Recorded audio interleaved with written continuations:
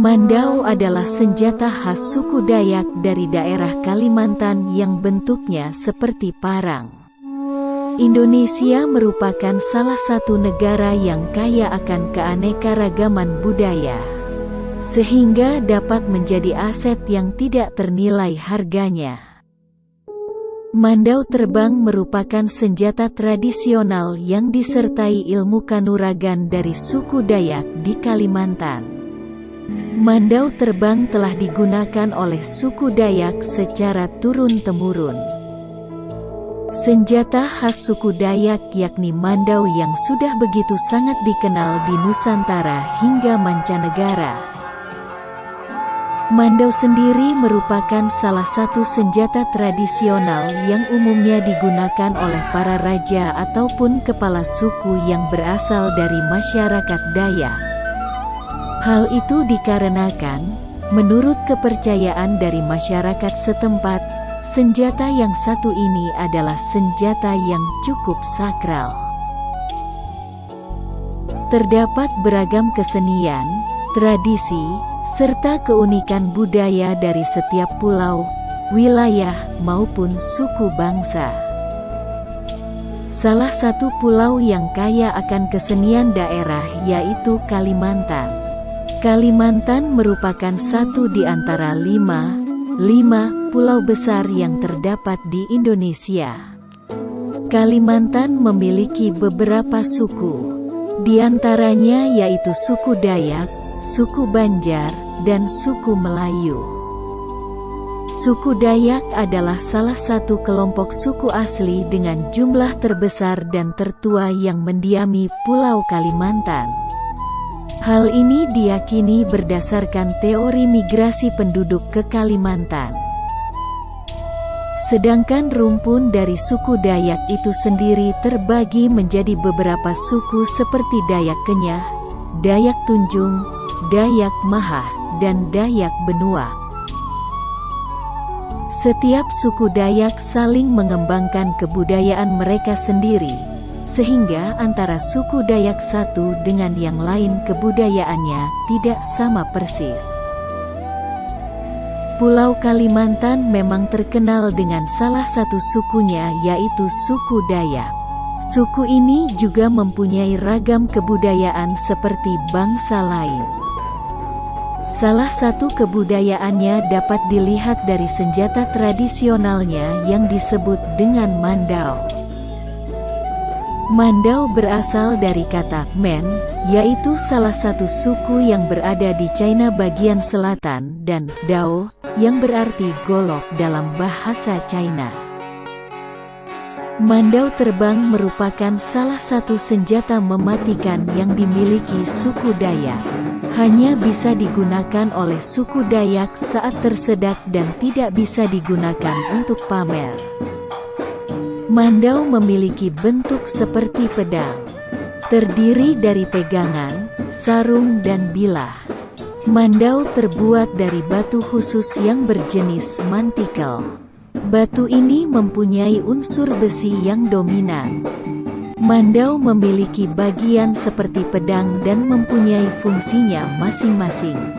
Berikut bagian-bagian mandau dan juga fungsinya. Bilah mandau berbentuk panjang dan pipih seperti parang dengan bagian ujungnya yang runcing. Pada punggung bilah, terdapat ukiran yang terbuat dari tembaga atau kuningan.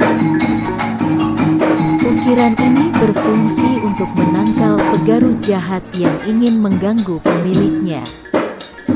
Gagang mandau ini biasanya terbuat dari tanduk rusa yang diukir menyerupai kepala burung.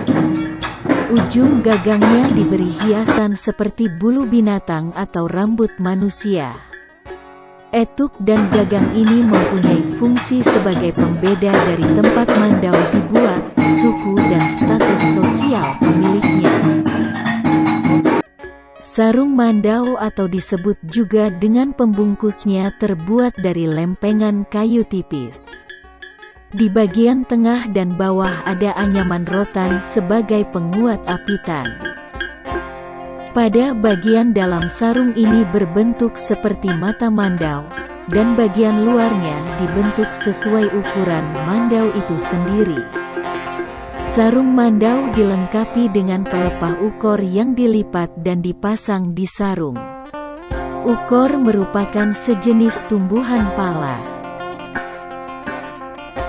Bagi masyarakat Dayak, mandau bukan hanya senjata biasa, namun juga menjadi simbol kehormatan dan jati diri pemiliknya. Mandau sangat kental dengan unsur magisnya. Mandau dibuat oleh seorang pandai yang disebut dengan nama penerap. Senjata tradisional ini juga menjadi saksi peperangan antar suku yang terjadi di kalangan masyarakat Dayak. Mandau terbang memiliki kesaktian yang luar biasa. Ilmu mandau terbang ini dahulu digunakan para leluhur saat berperang untuk membantai para musuhnya. Setiap bagian suku Dayak memiliki orang yang bisa menggunakan ilmu mandau terbang. Ilmu ini diwariskan secara turun-temurun. Setiap kelompok anak dari suku Dayak pasti ada yang bisa, tapi tidak semua orang, hanya orang tertentu yang punya kemampuan seperti itu. Mandau terbang sejatinya bukan berarti senjata mandau yang terbang, melainkan si pengguna mandau yang tidak terlihat. Mandau terbang itu memang ada fisiknya, tapi orang yang memegang mandau tidak terlihat musuh. Bahwa ada dua jenis ilmu mandau terbang. Keduanya memiliki tingkatan kekuatan yang berbeda. Yang pertama, itu adalah orang yang bersangkutan sendiri punya ilmu mandau terbang. Kekuatan manusia, itu yang gunakan bisa menghilang, jadi mandau itu terlihat terbang. Tapi sebenarnya orang itu memegang tapi orangnya tidak terlihat, orang-orang hanya lihat parang saja. Sementara jenis ilmu yang kedua berada di tingkatan lebih tinggi, yakni mandau tersebut digunakan oleh bangsa jin atau makhluk tak kasat mata. Jin tersebut merupakan sahabat dari manusia pemilik mandau. Biasa juga disebut jin pembantu. Nah, jin ini yang disuruh membawa mandau itu untuk memotong, menumpas, dan melawan musuh.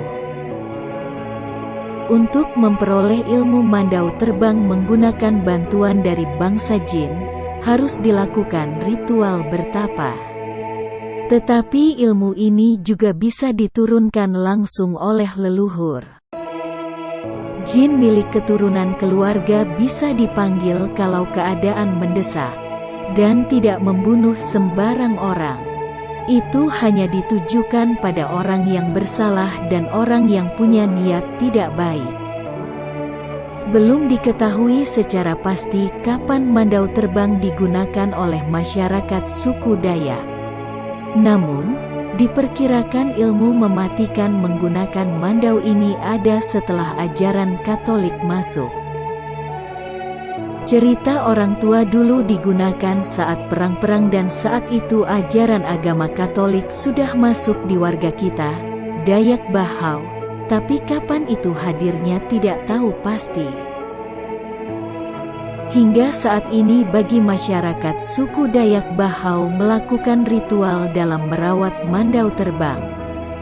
Biasanya pembersihannya menggunakan darah hewan seperti ayam, babi, atau kerbau. Caranya diolesi dengan darah ayam, atau darah babi. Ada juga kerbau, atau kambing, mandaunya kemudian disimpan.